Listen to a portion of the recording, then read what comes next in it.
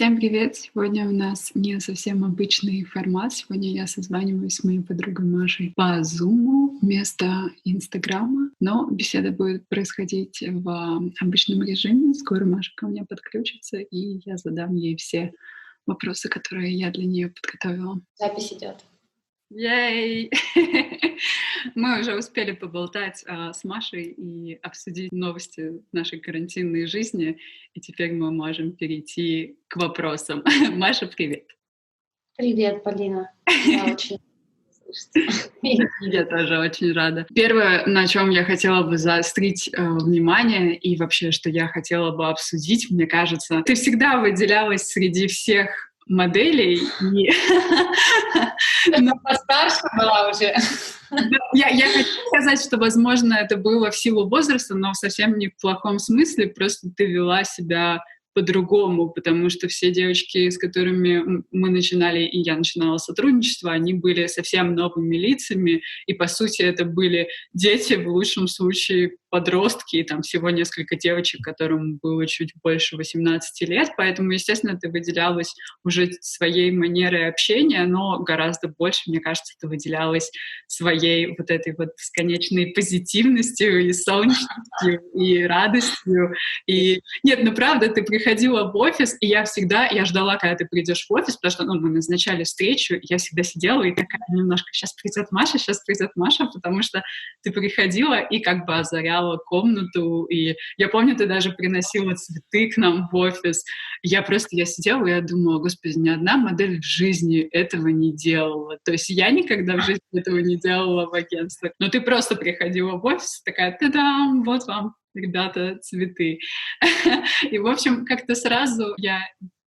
Ну, то есть иногда есть такое, что ты не можешь сконнектиться с человеком, и ты просто с ним работаешь. В этом нет ничего плохого. Мне кажется, такая практика тоже в агентствах бывает. Но с тобой просто как-то всегда все было легко и радостно. И мы на самом деле начали близко общаться уже после того, как закончили работать вместе. То есть мы по-настоящему сблизились уже, когда я ушла из агентства, ты ушла из агентства, мы начали вместе ходить на йогу, ты подарила мне рубашку черную прозрачную своего бренда, которую я до сих пор ношу, и мне она очень нравится. Вот. И с того момента наша дружба как бы завязалась, и потом она только росла, прогрессировала, и ты даже была на праздновании моей свадьбы. Так что ты практически уже член семьи. И к чему я все это веду? Как ты считаешь, или знаешь ли ты, были ли в тебе эти качества с самого начала, или ты их как-то развивала, ты их как-то культивировала в себе? Можно ли вообще развить такие качества, или ты как-то менялась со временем? И когда взрослела, становилась другой. Какое качество продуманности? Ну, я шучу. Хотя, может быть, есть тоже вот это отчасти, когда ты просто продумываешь коммуникацию. То есть ты хочешь подружиться, и я, в принципе, считаю это нормальным. Но мне кажется, такое было не сразу. Вообще, когда я начинала фотографироваться, у меня было какое-то ощущение, наверное, от фотографа, от команды, того, что мне кто-то что-то должен, того, что я должна что-то получить. То есть ты приходишь как за каким-то куском, и тебе это нужно взять. Но это прошло. Я вот пытаюсь вспомнить. Я не знаю, почему. Может быть, это связано с тем, что также я пыталась фотографировать. По-моему, в тот момент, когда я попала в агентство, я начала сама фотографировать. Вообще, на самом деле, моя первая идея была как бы фотография — это фотографировать. Но мне интереснее себя фотографировать, чем других людей. Не знаю, с чем это связано, но это как есть. И я начала искать себя как модель. Наверное, я думаю, что это опыт. Я думаю, что это 100% опыт, но Поначалу я не понимала, как коммуницировать, если честно. Это немного сложно, тебе и в каких-то моментах страшно, наверное, потому что ты юный, а здесь какая-то работа, у которой, по сути, нет конкретики, да, то есть если ты работаешь, как бы приходишь в какой-то офис, там бухгалтер, у тебя все четко сформулировано, а здесь как бы непонятно, и, может быть, человеческий какой-то вот мозг это пугает немного, я свои ощущения вспоминаю. Сколько лет мне уже? Вот 22 было? Когда ты к нам пришла? 22, по-моему, мне было. Или 20. 22 или 23, я не уверена. А фотографировать я начала где-то с 19, с 20. Ну, это стопроцентный опыт. Ну и, наверное, дружелюбность. Это ты мне также взаимностью ответила и увидела мой позитив. Потому что бывало такое, что я оказываюсь где-то там в съемочной команде, этот позитив никому не нужен. То есть все грустные, закрытые. Я конкретно про Россию. Но про съемки, вот про цветы тоже, да, наверное, просто какое-то проявление дружелюбия, ну, какой-то просто момент, наверное, снятие вот этих каких-то рабочих моментов. Как-то так. Ну, не знаю, мне хотелось сделать приятно, запомниться. Я считаю, что это тоже здорово, это тоже важно. Мое мнение, не надо стесняться, выделяться. И пусть даже там, если кто-то и подумал, что вот она хитрожопая, там принесла цветы. Да, может быть, так и есть, но это здорово. Это здорово как бы сделать приятно. Но мне все равно, для меня было такое же ощущение, было страшно заходить в этот офис, потому что там все сидели мужчины. Вот. Девочка.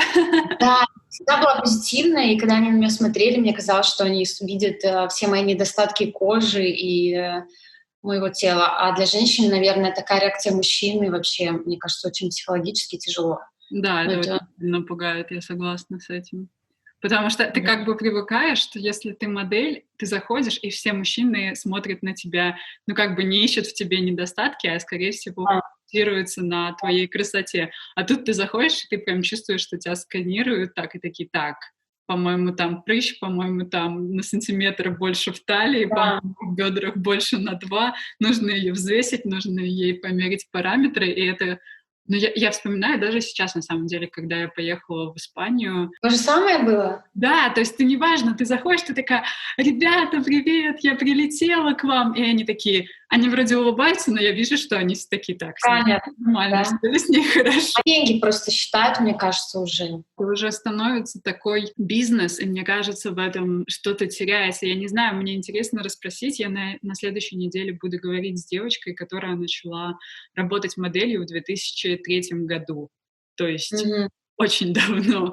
И она закончила вот только в 2017-2018. И я хочу у нее расспросить, потерялось ли что-то за это время, потому что мне кажется, что что-то потерялось. То есть как бы теперь вот пришла в офис, не подходишь, дальше, next. Не думаю, что это хорошо сказывается и на самой индустрии, и на девочках, которые приходят в офис. А как ты думаешь, с чем это связано? Я думаю, что, во-первых, это связано с тем, что стало очень много моделей, то есть ну, даже там 20 лет назад их было на порядок меньше, потому что не было социальных сетей, не было... Ну, то есть скауты ездили по городам, приходили в какие-то местные маленькие модельные агентства, выискивали модели там на рынках, в каких-то кафе, рассматривали официанток, пытались найти... Как в фильмах, да? Как в фильмах вот это показывают. Да.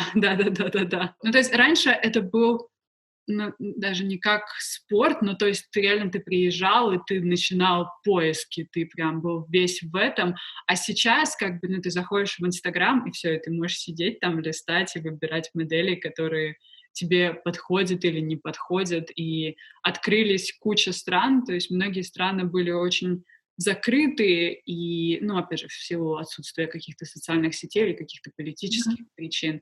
И сейчас все открытые, все хотят, тем более появился вообще этот культ инфлюенсера, какого-то известного человека в социальных сетях, поэтому все, ну, просто выставляют все на показ, и те даже...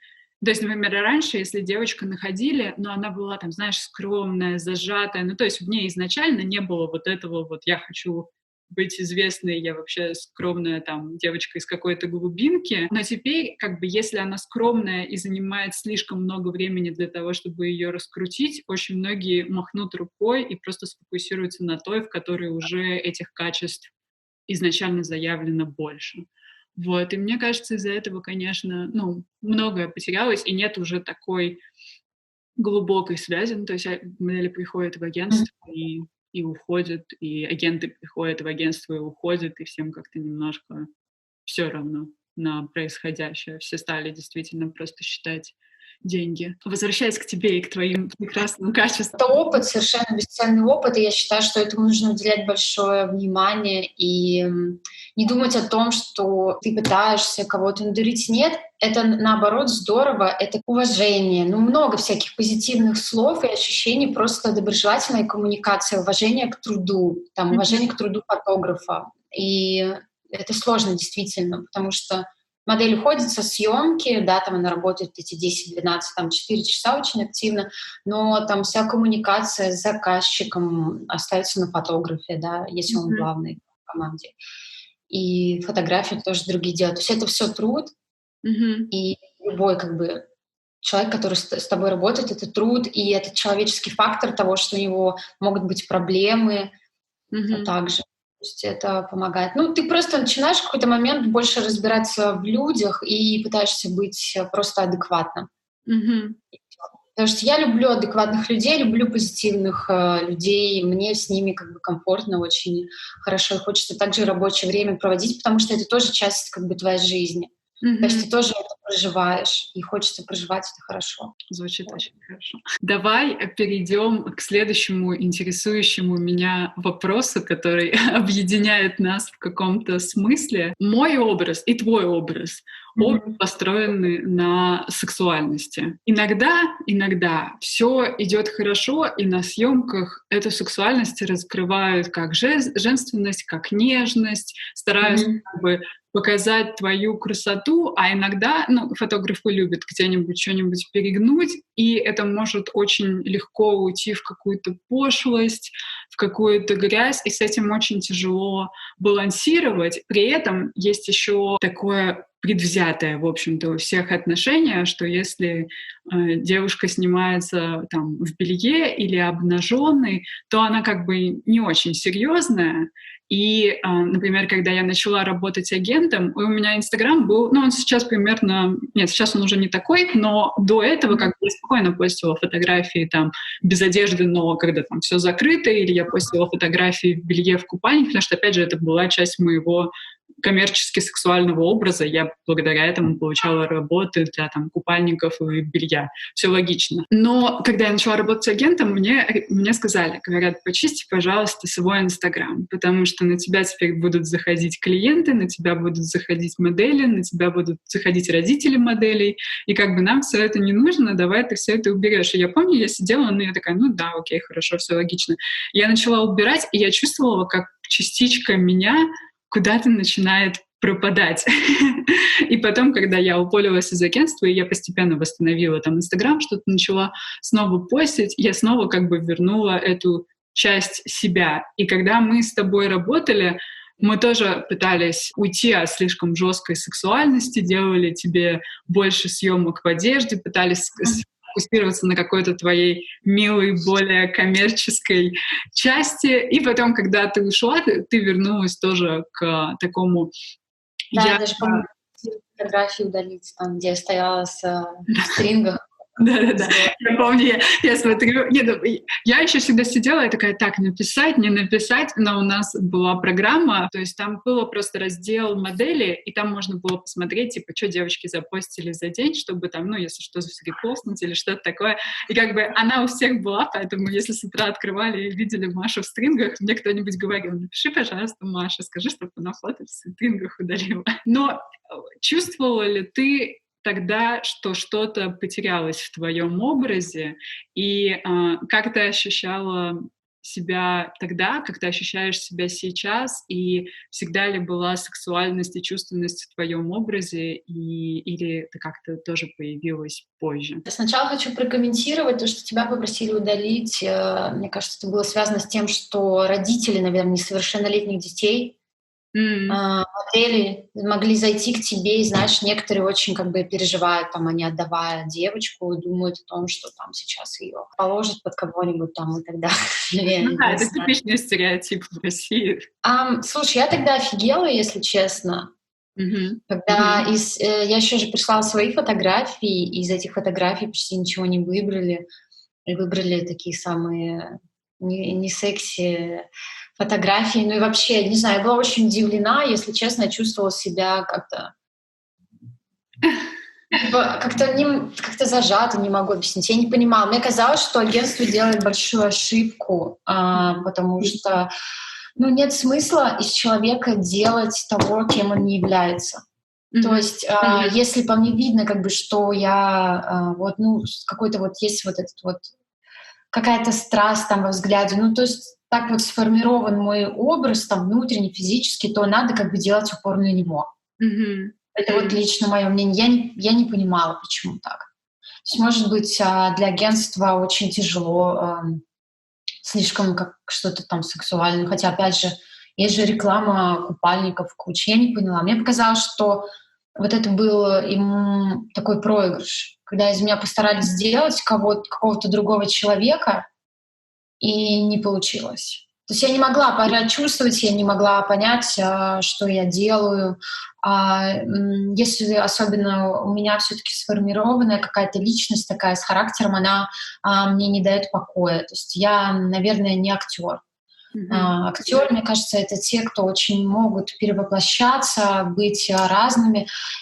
А у меня вот такой настолько сильный какой-то свой стержень, что я могу делать только то, что вот идет откуда-то у меня изнутри. Другое не получается. Я тогда, честно, была очень удивлена.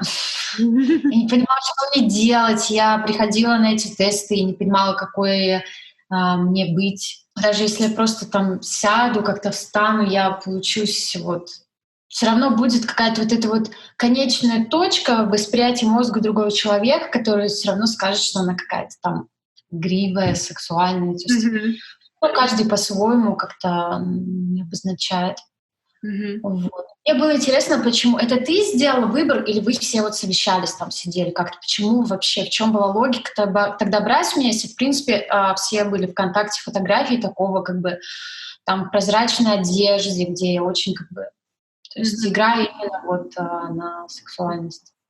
Не хотели вообще полностью убрать сексуальность, то есть нет, там оставались, по-моему, я уже, конечно, сейчас не помню, но мне кажется, оставались потом в портфолио какие-то околосексуальные фотографии, но, наверное, сниженные на 50% от того, что у тебя было в портфолио, от того, что было у тебя в Инстаграме. На самом деле, я считаю, что, наверное, первая ошибка была в том, что, возможно, сейчас это вскрывается, потому что мы с тобой это обсуждаем почти 2 года назад, что это была, недокоммуникация, потому что не было понятно, почему это происходит и почему решили уйти от этого образа. Опять же, как бы не хотели уйти полностью от сексуальности, но хотели ее чуть-чуть сбавить, потому что многие агентства в привычном понимании, например, даже азиатские агентства, на которые была направленность у тебя в первую очередь, потому что у тебя есть, помимо сексуальности, есть такая милая, улыбчивая часть тебя, на которой хотели просто сделать больше фокус. И даже в начале, когда я говорила, что есть вот это вот неподдельное дружелюбие, оно, очень хорошо тоже вписывается вот в эту коммерческую составляющую. Да, хотели просто немножко перефокусировку сделать, чтобы больше, знаешь, было коммерческих клиентов, больше было каких-то, возможно, каталожных, чтобы оставалось белье, оставались купальники, как они остаются, например, всегда у меня, но чтобы не только воспринимали как сексуальную модель для бельевых или обнаженных съемок, потому что на это как бы у фотографов всегда найдется желание поснимать, но хотели как бы показать, что есть вот такая коммерческая Маша, которая может еще классно работать на таких клиентов и с такими агентствами. И, в общем-то, приходили, например, какие-то запросы там от итальянских агентств, которым нравилась вот эта твоя коммерческая составляющая, но там была другая история, что им не подходил рост, хотя я с этим всегда активно спорю. Я считаю, что рост, мне кажется, это уже какой-то такой из прошлого, уже нужно спокойнее к этому относиться. Ну, это может быть сейчас уже, наверное, лучше, да. Со временем, да, даже с того момента, как мы работали до сейчас, мне кажется, эти рамки еще сильнее размылись. Слушай, ну, в принципе, я вот послушала и понимаю. Да, вот сейчас твою точку зрения, и я понимаю. Но все равно было тяжело, наверное. Я, на самом деле, теперь хочу извиниться, потому что я чувствую, что свою вину, то, что была недокоммуникация. Я не сказала ничего, потому что ты вот такой боишься что-то сказать, ты такой безнадежно веришь, что вот сейчас там за твою жизнь сейчас все порешают.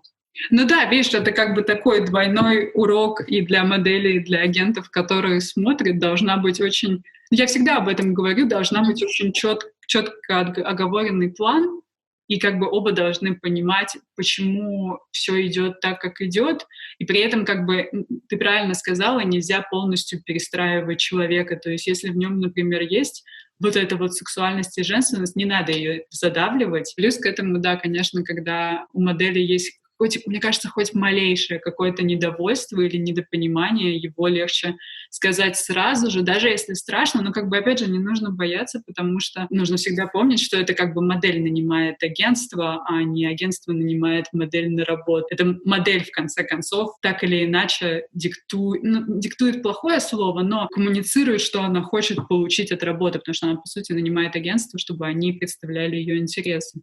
Но в России из-за того, что модели начинают так рано работать, многие начинают, как бы, как я начинала, в 13-14 лет, они даже не понимают, что они нанимают агентство, а не агентство нанимает их, поэтому они трясутся перед агентством, но, например, не трясутся перед клиентами. Ну вот смотри, я, во-первых, почему-то все время думала, что мне нужно пойти в агентство, что то, что я без агентства, я как бы вообще ни о чем. Я должна сейчас пойти в агентство, я должна сейчас там куда-то поехать, работать. И тогда я буду там, ну, скажу, грубо говоря, крутой. Вот. Я буду там в своих каких-то пониманиях модной, крутой. То, что меня не берут в агентство, это там плохо. Это значит, что я какая-то не такая. Там недостаточно чего-то и так далее. Но я не понимала, что я уже формирую совершенно другую касту людей. В тот момент. Вот я этого вообще не понимала. То есть моя работа, там, мои поездки, вообще просто ощущение меня, там, моя работа для Инстаграма. Хоть она была тогда не сильная, но хоть какая-то она была все равно такая вот собственное ощущение того, как я это делаю. И я все это просто сломала и ушла в агентство, отказалась от своих каких-то съемок, которые там мне приносили доход. И вот это вот, то есть меня не смутило, да, понимание того, что я совершенно не знаю, мне никто сейчас ничего не обещает, как я буду зарабатывать, на какие деньги как бы буду жить. Мне там вот так сложилась моя жизнь, что мне никто не дает денег, там ни мама, ни папа, ни муж. Для меня это как бы, я к тому, что это очень был важный фактор. И получается, я настолько была одержима вот этой вот идеей того, что это мне что-то даст, какую-то крутость, что-то еще, что я вот настолько боялась потерять вот этот вот шанс агентства, что я согласилась и полностью отказалась от всего, и я как бы немного офигела, если честно. Конечно же, я там втихую подрабатывала, потому что мне нужны были деньги, но это была глупость. То есть я была уже тогда четко сформулированный свой какой-то там небольшой бренд на себя, и я должна была просто отказаться, если мне было так важно найти какое-то другое там агентство. А я увидела там девочек, которые в этом агентстве. Я подумала, вау, там, я сейчас типа буду стоять рядом с ними, это сделает меня лучше, я там добилась своей идеи, и просто я охренела как бы. сначала того, насколько нужно соответствовать, да, и... Ну, поездка в Китай, да, поездка в Китай сразу она была первой, и я сразу поняла, что это вообще совершенно не мое, но я была просто благодарна поездке в Шанхай, потому что у меня были очень крутые апартаменты, был отличный перелет, я тусовалась с 16-летними девчонками, они были меня на 8 лет старше. Ой, господи, младше. Так, это сколько мне тогда было? Или на 6, на 8? Сколько тебе сейчас исполнится? 26. 26, да, значит, тебе 24 тогда было. 24 было. И они были младше меня на 8 лет, и в какие-то моменты я, конечно, офигевала. Думала, чёрт, типа, что происходит? А это было весело, это просто настолько крутой экспириенс, и у меня не было работы, меня никто не выбирал, и почему-то в агентстве ко мне как-то очень позитивно относились. Я не знаю, почему, всех дрочили, но я как бы не набирала веса, не теряла, просто была как есть. По вечерам я иногда пила пиво на лавочке. И мне выплатили эту гарантийку. Да. Я уехала, просто подумала, что я типа... Ну и да, всё, и на не худший расклад по контракту. Да. Что я хотела сказать, что моя была ошибка в том, что я слишком почему-то превознесла это агентство, забыв про себя, я не села, не подумала, там, ну просто как-то стала одержима идеей и зачем-то это сделала, и просто поняла, что мне это вообще не нужно. Как бы я уже имею отношение, наверное, к другому типу людей, которые как бы строят там свою карьеру. Но еще очень, наверное, важный момент, который я поняла, когда я начала фотографировать модели, я поняла, что я никогда не была моделью. Я видела, как девочки позируют, как их доставляет это удовольствие, как они этим проживают, а я этого не делала так. А как ты это? Ну, фиг знает. Ну, как бы делаю все. Но я не делаю это настолько с душой, то, как я сейчас занимаюсь своей работой, как я это делаю, что я готова там тратить на это столько времени, усилий. Меня засосало в этот круговорот вот этой вот понятия как модели. Завис мозг того, что ты не можешь достичь каких-то целей в этом, и ты не можешь уйти, как будто ты боишься проиграть самому себе. Да, я понимаю, о чем ты говоришь. Сейчас ты ощущаешь себя по-другому? Да, конечно. Я сейчас ощущаю себя в своей тарелке вообще полностью. То есть я думаю, что я артист. Точнее, не думаю, я уверена в этом. Просто в какой категории конкретно сложно сказать. Но как опыт, я думаю, что мне это дало. Но моя ошибка в том была... Хотя сложно что-то судить. Ошибка, не ошибка, потому что, может быть, из-за каких-то тех моих ошибок не сложилось бы что-то там сейчас. Ну да. Мне нужно было это принять как какой-то опыт. Возможно, то, что ты провела какое-то время, поработала в агентстве, съездила в эту поездку в Китай, как бы просто дало тебе лучшее осознание и понимание себя и того, как ты хочешь строить свою работу, и того, как ты вообще видишь карьеру. Потому что я думаю, что, опять же, не хочу возвращаться к этому возрасту, но все равно, как бы, когда ты становишься старше, ты как бы гораздо сильнее себя ощущаешь, и ты уже совсем по-другому коммуницируешь с людьми, с агентствами, с фотографами, с клиентами. Возможно, в какой-то момент моделям или творческим людям, инфлюенсерам, неважно, как мы это преподнесем, но вообще любому творческому человеку, ему, возможно, не нужно, чтобы его кто-то представлял. Возможно, ему гораздо лучше, когда он сам все строит и сам все делает, и сам себя как-то продает и показывает. Не знаю, мне кажется, у тебя очень интересный кейс в этом плане, что ты все это делаешь сейчас сама, все сама решаешь. Но у меня есть такая привычка в характере, мне иногда нужно что-то потерять, чтобы понять, что это было важно. Вот у меня бывает такое. И это произошло, ну, просто какая-то была там одержимость этой идеи, этого агентства. Ну, потому что сложно, когда ты строишь новый путь, то есть делаешь какое-то новое ответвление, ты являешься частью там этих людей, то сложно поверить в то, что, наверное, это нормально, это работает, потому что вообще по общепринятым нормам типа, ты должна быть в агентстве. Там. Так. Да. И тогда ты крутая, то есть ты получишь там работу. Но у меня вот не получилось.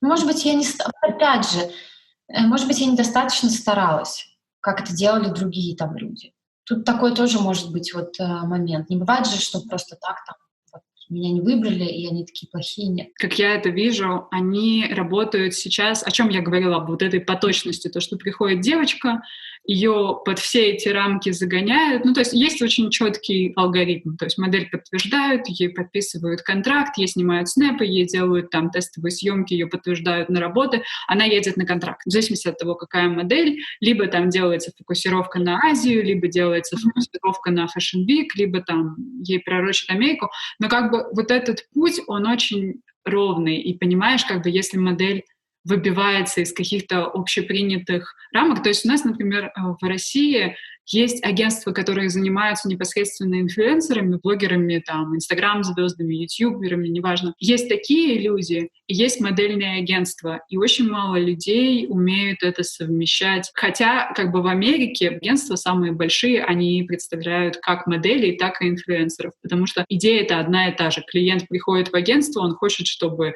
нанятая модель или нанятый инфлюенсер максимально хорошо отработали на площадке, чтобы он смог продать потом товар. Понятно, есть более глубокие идеи, передачи эстетики бренда, коммуникации с клиентами, но в любом случае как бы все хотят в результате заработать и продать то, что они рекламируют. Поэтому как бы агентства там, они это уже поняли, они поняли, что инфлюенсеры сейчас, например, это гораздо более выгодный ресурс, чем некоторые модели, потому что у них уже есть аудитория, клиент приходит, он за это готов заплатить за работу с инфлюенсерами гораздо больше, и, ну, как бы агентства просто очень быстро к этому подключились. Когда, как в России, мне кажется, очень многие просто еще не готовы работать с по-настоящему сформировавшимся персональным брендом и личностью.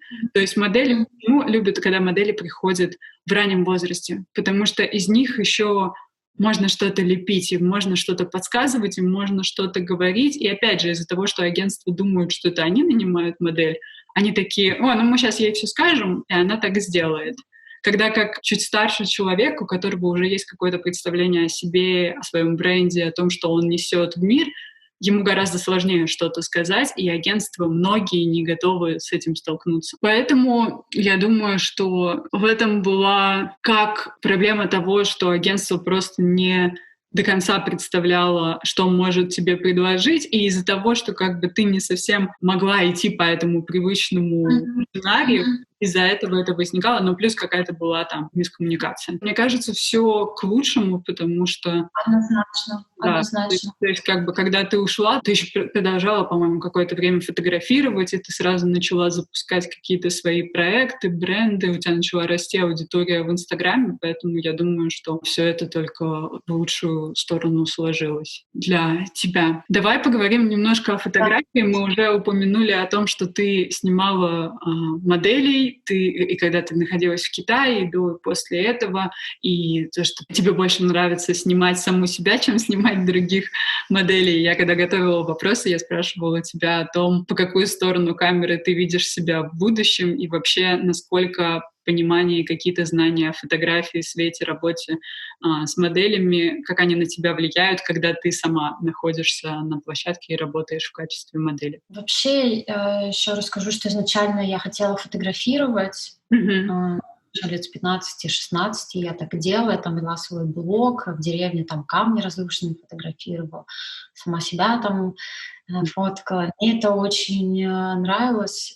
И потом я на какое-то время перестала это делать и снова вернулась. Однозначно помогает в первую очередь уважение к труду фотографа, что это сложно. Ты уже понимаешь, как бы, когда ты двигаешься быстро, там, что если ты вот так вот все время делаешь, это не очень как бы, ну... Хотя, опять же, да, там это как, смотря какая съемка, ну, если там это каталог, ну, понятно. Ну, то есть ты все равно начинаешь больше чувствовать, когда у тебя есть по ту сторону какой-то опыт. Я даже не знаю, пример привести. Как еду, наверное, готовишь, но никогда не пробовала ее. Настолько это важно, как бы, попробовать, пофотографировать. Понимание света, конечно же. Ну и своих каких-то собственных ощущений. Ну, поняла, что я не модель вообще совершенно. Потому что когда ты фотографируешь девушку, которой это нравится, которая получает это удовольствие, которая живет этим, это вообще другая разница. Я больше заинтересована уже в моменте. Мне нужно четко, у меня есть представление картины, есть представление идеи, чего я хочу сделать. И я уже потом как бы с этим что-то работаю, думаю, вот. Мгм. И я люблю фотографировать, да. И люблю Но людей в будущем фотографировать. ты видишь себя фотографирующей других людей или все таки видишь, что И тебя фотографируют? ну, я себя вот самое, наверное, стопроцентное — это я себя фотографирую Мгм. через чьи-то там, чужие руки или сама себя. Ну и также меня кто-то фотографирует. Я думаю, ну Мгм. это второй такой план, я от этого отказываться не хочу, потому что у меня такой характер, мне очень важно, многообразие.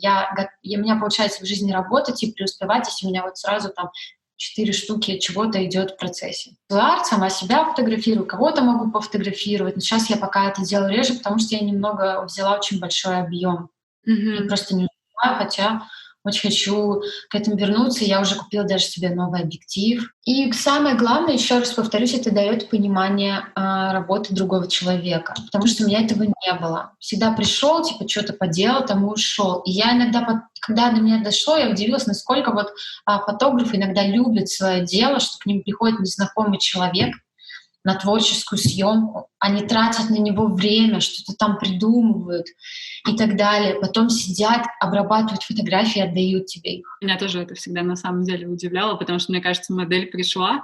Ну, конечно, ты выкладываешься на площадке, но все равно ты пришел, там 2-3 часа поснимался, попозировал, сделал примерно то же самое, что ты делаешь всегда, и ушел. А фотограф как бы тебя отснял, потом ему надо еще эти фотки отобрать, потом ему их надо обработать, и потом еще отправить в агентство, и агентство там еще может сказать, что им что-то не понравилось. Ты рекомендуешь моделям изучать этот вопрос, как-то больше узнавать о свете, больше узнавать о фотографии, возможно, пытаться что-то там, кого-то снимать, помогать, чтобы просто чуть лучше понимать, когда приходишь на площадку и как-то чуть серьезнее, возможно, относиться к процессу и к людям, с которыми ты работаешь. Конечно, потому что если есть цель добиваться успеха, то ты должен быть суперменом. То есть ты должен понимать работу стилиста, работу визажиста, где-то чуть разбираться, чтобы просто наладить коммуникацию, смочь что-то сказать, уважать какой-то труд.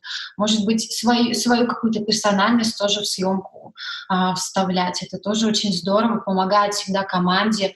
Люди запоминают, потом тебя позовут на какую-то коммерческую работу вообще спокойно. Но это должно идти изнутри. Это должно быть идти изнутри, чтобы с удовольствием как бы вот быть супер коммуницирующим человеком. Это должно быть нравиться Мгм. только сильно. Меня не стимулировало никогда того, что вот меня там позовут и денег заработаю. Мгм. Меня это не стимулировало, если честно. Но это конкретно меня. Но тебе Меня скорее просто хотелось как бы проявить свою творческую составляющую. да, да, мне хотелось вставить свое, потому что как бы работа модели не давала мне полноценность ощущения действия Мгм. Мгм. конкретно в этом. И вот сейчас последняя съемка у меня была творческая с Димой Мироновой. Я сама ему написала, я сама выбрала стилист, сама выбрала визажиста, собрала мудборд, также принесла свои какие-то вещи. И мы вместе согласовывали, и получились фотографии просто крутые, и очень много отзывов. Диме тоже написали. И я почувствовала себя полноценной. То есть ты в результате отвечала за весь процесс. Ну вот видишь, да, Да, я сняла модели в основном не делают так. Моделям в основном говорят: у тебя послезавтра тест, будь в такое-то время, возьми с собой там джинсы и 2 футболки. И они вот. приходят, и теряется это. Мне кажется, теряется что-то огромное на самом деле теряется, когда вот так вот процесс организован, когда это вот так, опять же, все на потоке, потому что, ну, модель приходит, ей как бы вообще там пофиг Тут на это всё. смотри, тут опять же, как бы, мне кажется, вот именно, если честно, мое мнение, для работы с агентствами, прям полностью вот как бы как подстановка с брендами, модель именно должна быть такой. Из того, что я видела, и девочки, которые добиваются успеха, вот они именно как бы такие. Они приходят, они всегда очень ухоженно, хорошо выглядят, без лишних как бы проблем и четко выполняют свою работу и уходят. Мгм. Для коммерческой работы, мне кажется, это идеально. То есть это Мгм. не значит, что плохо или хорошо, но вот как бы конкретно так. Ну да, это просто уже такой выстроенная система, которая вот она таким образом функционирует. Но мне все равно, мне кажется, я наблюдаю за моделями, которые, например, активно работают в Нью-Йорке или в Лос-Анджелесе или в Европе. Вот они нашли свой маркет, И все равно, да, возможно, начинали работать вот так вот по системе, но для того, чтобы как-то дальше делать скачок, куда-то дальше пробиваться, ты должен давать что-то большее, чем просто приходить, сниматься, уходить, говорить спасибо, все. То есть ты должен отдавать этому процессу чуть больше себя. И если ты этого не делаешь, то просто, в какой-то момент все так же и закончится. Как бы шло, и потом вниз, потому что ты просто отдаешь мало или отдаешь вот этот вот уровень, который должен быть. Поэтому я думаю, что как минимум, если хочется чего-то добиваться, то должен быть интерес, то есть должно хотеться что-то отдавать, когда ты работаешь с людьми, чтобы они хотели с тобой больше времени проводить и работать, и потом тебя дальше куда-то приглашать. Ну, просто это интереснее, чем когда ты приходишь, хоп-хоп-хоп-хоп, дальше ушел, мне кажется.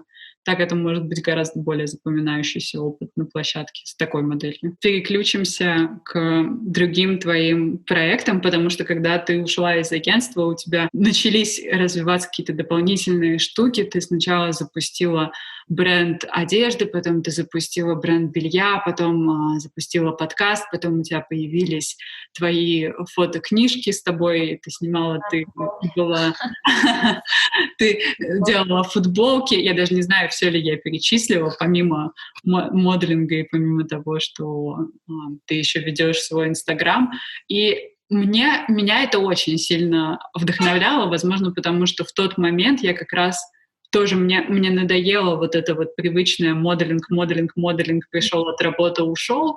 Мне хотелось, чтобы было что-то больше, и мне, просто уже, честно говоря, было немножко скучно приходить и поотлаженно снимать каталоги. Это классно, это здорово, это приносит тебе деньги, но, конечно, хочется гораздо больше проявлять себя, особенно после того, как поработала в офисе, и там все-таки было чуть больше свободы и какого-то, так или иначе, творческого проявления и контроля над ситуацией. В какой момент ты почувствовала, что ты хочешь делать что-то еще, ставить свое имя на что-то еще помимо своего персонального бренда? Чему тебя научили твои проекты и как они помогают тебе сейчас в работе? Первое было, я давно хотела сделать винтажный магазин, и у меня уже была там закуплены вещи, но у меня так и не получилось этого сделать, потому что к тому моменту, когда я собралась, уже это было настолько много, настолько неактуально, и еще в Европе там ввели закон, точнее у нас в России, о том, что ты что-то там как-то сейчас, чтобы не наврать, не можешь возить там на определенную сумму. И то есть это могли бы возникать какие-то проблемы там и так далее. Вот этот вот ввоз вещей, я просто все это проанализировала. И действительно в Москве на тот момент стало просто 1000 этих винтажных магазинов. Поэтому, наверное, вот мой первый совет — еще, то есть у меня была идея, как бы из того, что до агентства это даже еще было, вот я путешествую, да, я всегда могу в любой, там, где бы я ни оказалась, там, в Испании, во Франции, зайти в винтажный магазин, взять какую-то стильную, там, несколько вещей и снимать, как бы, на YouTube об этом и рассказывать. Надо было просто это брать и делать, потому что буквально через несколько лет этого стало много. То есть все идеи, которые приходят, я уже убедилась, надо просто бросать все, бросать то, что, не знаю, там надо убирать, надо что-то делать, какие-то вот вещи, которые бытовые, ты постоянно иногда нервничаешь из-за них, я просто по себе сужу, что-то вот нужно сделать там, и не делаешь чего-то. Надо брать и делать. И я не успела с этим. То есть за это время это настолько уже развилось, что я просто поняла, что это не актуально немного. Те цены, которые я ставила, они были слишком дорогими, потому что этого стало много. И я это распродала, но от этой части у меня ушло, сняла с нескольких комбинезонов лекала и начала также делать как бы бренд. Но я столкнулась со следующей проблемой, от которой я узнала. Я не была как бы к этому готова, я не понимала, что с этим делать. У меня полностью иностранная аудитория. Я начала продавать на русском, я рассчитывала продавать на русском, но первые мои покупатели — это были люди с Америки и люди из Европы. То есть я просто офигела, я не поняла, что делать мне. Плюс как бы преобладающая часть там мужской аудитории. Тоже мне немного стало с этим сложно, и я на время как бы взяла какую-то свою пользу и приостановила этот проект, потому что если делать это, то это нужно делать как бы нормально или полностью посвящать этому время.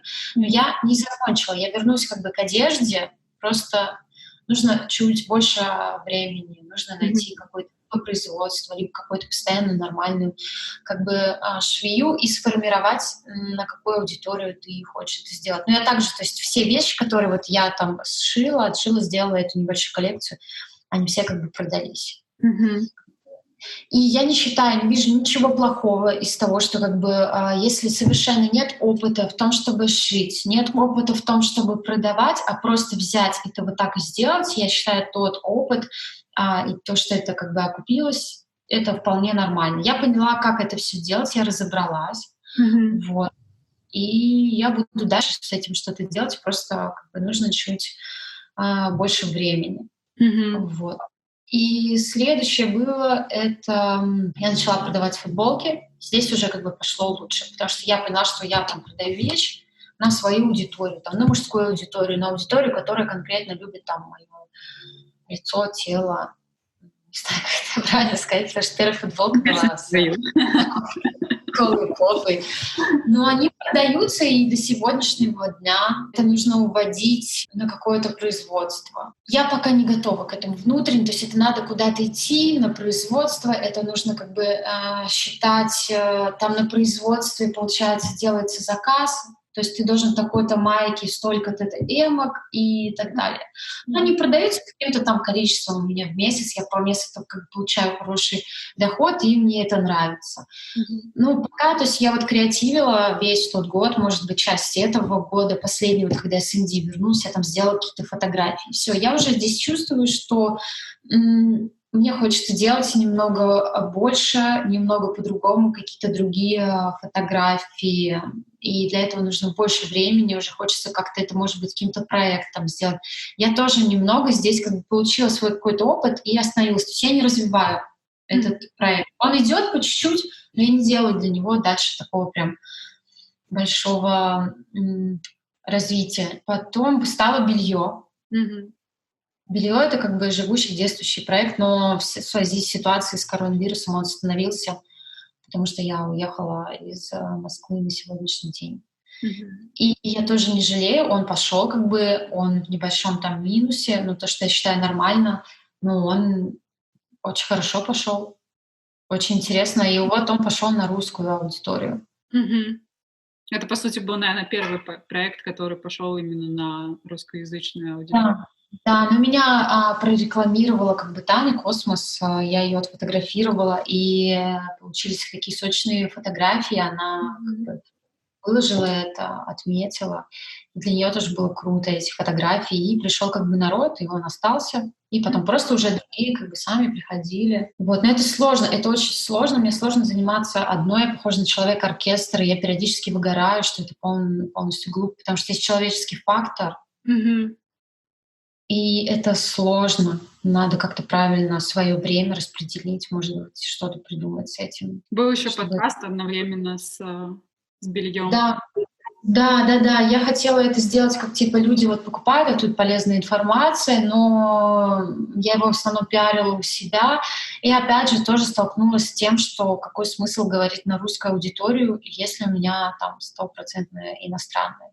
И сейчас я поняла это, я как бы просмотрела про все это и так далее. Поняла, что еще мне неинтересно говорить про других людей. Мне неинтересно быть интервьюером. Хотя у тебя это хорошо получалось. Спасибо. Ну вот тяжело это, потому что я уже начала думать так, а кого мне следующих позвать, сейчас кого-нибудь помоднее, чтобы у него аудитория побольше, сейчас как нахлынем, и я уже поняла, что нет, это типа не я. То есть это идет уже какая-то гонка, даже не за деньгами, а за тем, чтобы побольше собрать аудиторию, побольше вот вывести этот продукт, а что, зачем, какой смысл, опять очередная как бы информация пиздежа, извиняюсь, которую вот, ну типа тысячи, а кто-то ведь это сядет, послушает, и это влияет на жизнь. И я поняла, что я хочу, где меня будут слушать, что вот я сейчас сяду 20, 30, 40 минут и буду говорить о том, что я чувствую, что я думаю, что для меня важно, и поделюсь своим опытом, в котором я 100% уверена, а не просто о чем-то говорю как бы ради пиара. Я поняла, что это будет моя аудитория, но она иностранная.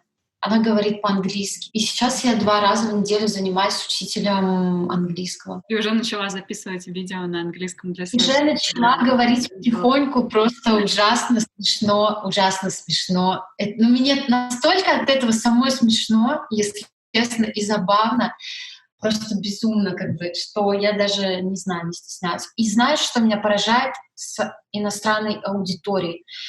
Из 1000 там примерно сообщений я получаю супер поддержку, просто безумную поддержку. Да. И только русский мне напишет о том, что мне нужно заткнуться вообще и не вылазить лучше, что когда я молчала. Я прекрасно понимаю, о чем ты говоришь на самом деле, потому что когда я учила английский язык, я учила его по ходу работы, когда просто ездила в поездки, и я всегда замечала, что если ты делаешь ошибку, когда говоришь, и вот там среди людей, с которыми ты проводишь время, там будет человек, у которого английский язык родной, человек, который там, как я, например, француз или итальянец, и он учил английский язык, и будет там русский, который, например, давно учит английский, и у него хороший английский. Вот ты сделаешь ошибку, никто не покривится, никто в жизни тебе не скажет ни одного замечания, даже тот, кто родился с этим языком, наоборот, он как раз-таки будет первый, кто будет тебя поддерживать и говорить: давай, учи, ты вообще такая классная, ты такая молодец, что ты решилась учить другой язык. То есть обычно для людей это всегда приятно. Они всегда такие: о, мой язык учат, это так классно, люди вкладываются, люди тратят время. Те, кто также учили язык, как ты, им вообще пофиг, потому что они сами делают ошибки, там фигачат эти времена как могут, что-нибудь неправильно сказали, им вообще пофиг, потому что они там, им главное, чтобы их поняли, и все. Но вот русскоязычные, которые учили английский и которые хорошо его знают, именно они обязательно либо посмеются, либо скажут, что тебе вообще не нужно говорить, либо скажут: ну, ладно, окей, возможно, ты со временем станешь лучше. И для меня всегда это был такой шок, и именно из-за таких людей у меня очень долгое время был, например, барьер, потому что там 1-2 раза надо мной как-то неудачно подшутили, и после этого мне было очень тяжело. Но потом, когда я начала общаться там с носителями языка, они всегда такие: да, типа, да пофиг, что ты делаешь ошибки, какая вообще нафиг разница, делай какие хочешь ошибки, главное, что ты говоришь. И я сама по себе это замечаю, потому что у меня были девочки знакомые, которые, например, у них родители переехали из России в Канаду, была большая волна переезжающих в Канаду, и девочки говорят на русском, но говорят плохо, потому что они росли, учились в Канаде, и там ходили в воскресную школу, учили русский язык. И если они делают ошибки, когда говорят со мной на русском, я никак в жизни над ними не посмеюсь. То есть мне всегда, то есть мне даже в голову не приходило посмеяться или сказать, что они говорят что-то неправильно. Поэтому из этого я всегда думаю, что как бы людям на самом деле все равно, сделаешь ты ошибку или нет, или скажешь неправильно. Но мне интересно вот этот феномен русских, которые почему-то осуждают и как-то пытаются сдержать тебя в этой коробке, что ты вот должен... Есть такая поговорка, типа, не знаю, как она правильная, смысл того, что человеку станет лучше, если у его соседа будет хуже. Это такой какой-то странный менталитет русских, и меня он просто еще больше, честно, разжигает. Особенно сейчас с темой расизма. Я просто смотрю, кто там из русского народа выставляет поддержку. И просто 1000 русских людей пишут о том, а почему ты типа для них делаешь, а для нас не делаешь. Они никогда не скажут: здорово, что ты вообще это сделал, они заметят, чего ты не сделал. Есть ощущение, как будто нас всех воспитывала одна бабулька, злобная, которая все время дрочила и тебе тыкала, чего ты не сделал, и ругал за это. Никогда не хвалил то, что ты сделал, а делал вот это. Они не понимают одной простой причины, почему русские как бы блогеры, там еще люди, у кого есть своя аудитория, не выставляют, например, ничего про политику. Потому что их сразу же удалят, придут к ним домой и еще что-нибудь сделают. У тебя даже такое было в прошлом году? Да, в прошлом году у меня такое было, когда я подумала, что я суперреволюционерка, я переживала и до сих пор переживаю за всю эту ситуацию, я читаю все новости, я в курсе всего, как бы я понимаю, что происходит, знаю как бы свое мнение, и я постаралась его высказать, сказать, и меня просто стерли, уничтожили. То есть русские убивают. Если как бы другие спорят, там митингуют, то русские просто испепеляют. Пришло что-то сказать, и меня удалили. И после этого я очень долго была в бане, да, тот Инстаграм я вообще его не восстановила, хотя он мне приносил хорошие доходы. Там была другая аудитория, там покупали книги. Очень печально. Ну, а книги — это вот мой арт, полностью вообще продолжение меня, мое Да. самовыражение. Конечно же, я их хочу совершенствовать. Мгм. Но есть, конечно, в этом, может быть, какой-то момент и коммерции, но мне вообще совершенно плевать. Я зарабатываю деньги, я хочу жить, я хочу нормально есть, одеваться для того, чтобы быть вдохновленным и дарить людям свой как бы арт. Мгм. И здесь всегда с огромным уважением как бы их покупают. И вообще все как бы здорово. Я знаю, что я хочу, что я делаю. Я хочу уходить в искусство. Мгм. Постепенно, потихоньку я сейчас очень много читаю, изучаю на эту тему. Мгм. И будешь Хочу делиться. фокусироваться дальше на своей англоязычной аудитории и Ну, развивать ее. да, что делать? Оно как-то само сложилось, и все. Мгм. Мгм. Не, ну я Я думаю, не это хорошо, что так сложилось, потому что если смотреть, опять же, с бизнес точки зрения, то, например, русскоязычная аудитория гораздо менее платежеспособная, чем, например, европейская или американская. Если мы даже, ну, вот к такому приводим, мы говорим о бизнесе, говорим о цифрах. да, Даже, было например, такое. на Ютьюбе российские блогеры зарабатывают на порядок меньше на всем, на рекламе, на работе с брендами, чем те же англоговорящие. Так что я считаю, что на самом деле это только к лучшему. Будем потихонечку закругляться. Да. Давай быстренько пройдемся по минусам. Мы, в общем-то, их упомянули так или иначе, какие ты видишь минусы в индустрии и в самой работе модели. Я задам этот вопрос еще раз, потому что это два вопроса, которые я всегда задаю в конце. Что бы ты выделила из негативных сторон моделинга и вообще работы в этой индустрии? Я считаю, что минусов нет, по одной единственной причине, что минусы бывают только тогда, когда тебе где-то бывает некомфортно. Но М, опять же, ты задаешь вопрос, ради чего ты это делаешь.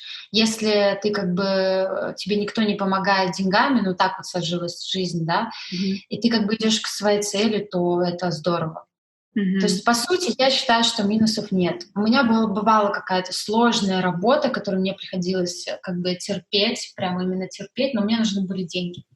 И м, я уважаю себя за это, потому что, ну, как бы, а как по-другому? Это нормальный выбор человека иногда делать какие-то вещи, которые тебе не нравятся, ради того, чтобы обеспечить как бы себя. Ну, то есть, опять же, у каждого свои как бы там моральные какие-то нормы. Чего мгм. он там готов как бы терпеть, там не готов, какие-то ужасные там съемки в Китае, просто типа там из серии там 1000 рублей за съемку, да, там за пятичасовую. Ну, не знаю, что угодно. У каждого как бы свое происходит. И наверное, минусов нет, все зависит от того, как ты варьируешь и к чему ты готов, и какие твои как бы цели.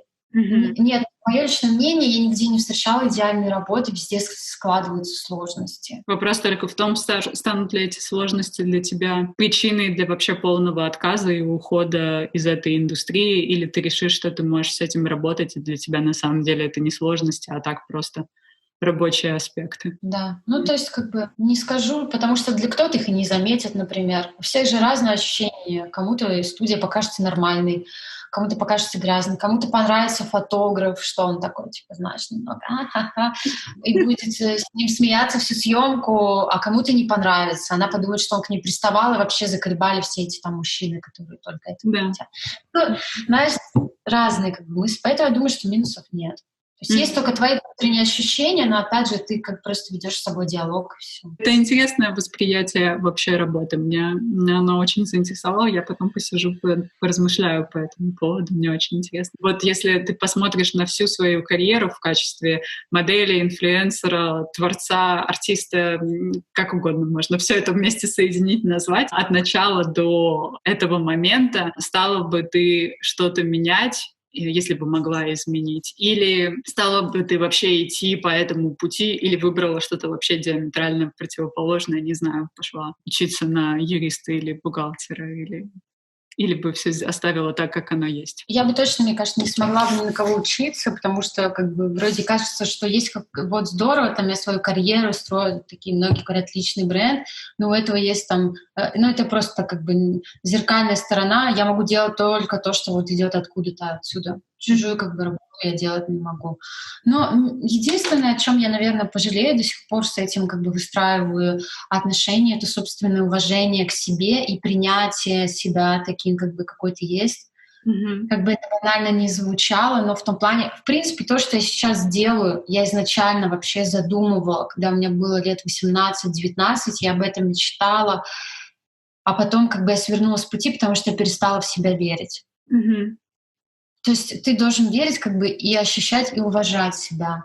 Очень сильно не думать ничего, что кто-то там круче, лучше, потому что сегодня вы, завтра они, а послезавтра как бы уже прошло 100 лет, и тебя никто не вспомнит. И вот это вот время, которое ты проживаешь, его важно очень как бы ощущать, понимать, что ты делаешь. Не бояться быть, не знаю, там слабым, а не бояться быть в то же время борцом, что ты вот такой вот как бы идешь и добиваешься, там, нарушаешь свои какой-то там какие-то личное пространство. Ну, то есть ты просто чувствуешь так, как чувствуешь. Если ты чувствуешь, что ты сегодня готов там потерять себя ради чего, Господи, так звучит, я просто свои мысли какие-то думаю.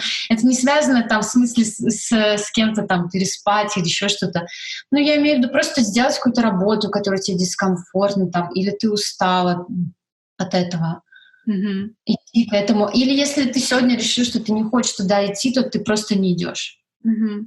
Вот и все. Ну вот это вот, что мне кажется, я немного не уважала себя. Не уважала то, что я делаю, потому что в конечном итоге я опять к этому уже пришла. Я как угодно пыталась от этого убежать, но я все равно к этому уже пришла. Поэтому не бежать от себя, ты все равно себя догонишь, как бы. В какой момент ты почувствовала, что вот ты возвращаешь это уважение к себе, к тому, что ты делаешь? В какой момент ты начала возвращать эту энергию и силу обратно, что, возможно, ты для этого делала? Потому что, я думаю, многие как-то теряются в процессе, знаешь, они плывут по течению и как бы пытаются просто иногда не утонуть в нем и как бы не думают, что они там могут как-то сами себя направлять, менять это течение, что-то там вообще выбираться из воды, идти по земле, вот все в таком духе. В какой момент ты почувствовала, что у тебя это возвращается? Когда я отказалась от своего подкаста. Написала там недавно. Да. Потому что все равно все, что я вот проделала, все равно думала, что я недостаточно как бы чего-то там. И когда я отказалась от подкаста, потому что я просто села и проанализировала, вот я сделала там последнее интервью со стилистом, с девушкой, но так его и не выпустила, потому что я играю не свою роль какую-то. Я опять куда-то вот иду, что-то делаю, да, мне это нравится, сам процесс, но я играю не себя. И я поняла, что я хочу на самом деле на свою аудиторию как бы говорить. Я вернусь как бы к подкасту, нужно просто больше подготовиться, нужно больше времени. И все многие вещи, которые я делала, начинала, они перетекали из одного в другое, и я как бы к ним вернусь. То есть это произошло недавно, когда я четко приняла решение и не испугалась того, что я же это начала, как же я это брошу. Да, мне кажется, нужно уметь отпускать, когда ты понимаешь, что этот проект больше тебе не подходит, и он не несет для тебя ничего позитивного. В общем-то, я заметила, что даже если работа не нравится, но она, например, стабильная, и ты понимаешь, что делать, ты будешь очень долго находиться именно в этом стабильном состоянии, потому что, не страшно, ты знаешь, что ты будешь делать, и у тебя все как бы все расписано и все понятно. Но как бы отказаться от этого и, возможно, перейти к чему-то новому, это всегда страшно, потому что это всегда выход из того, что ты уже привык делать. И очень многие, мне кажется, стагнируют в этом состоянии, и просто, стабильно, но понятно, но я еще побуду, а потом непонятно. Естественно, когда ты не делаешь то, что по-настоящему подходит тебе, и то, что по-настоящему отвечает каким-то твоим потребностям, ты теряешься, ты растворяешься, и уже как бы нет тебя самого. Ты уже ты во всем в этом, но настоящего тебя уже нет. Но ты все равно, ты потом, когда что-то вот такое бросаешь, ты перерождаешься. Да, ты как будто чувствуешь, что это было правильно, ты это отпускаешь, и ты такой, да, я должен был давно это же сделать и успокоиться. Так вот я почувствовала себя, когда из агентства ушла. Да, я помню. Спасибо большое за то, что ты сегодня подключилась и рассказала немного о себе. Я надеюсь, что этой беседы было достаточно для того, чтобы люди увидели все то, что я вижу в тебе, и все то, чем я восхищаюсь в тебе. Вот, да, я надеюсь, что... Я делала красный костюм, чтобы не краснеть от твоих комплиментов.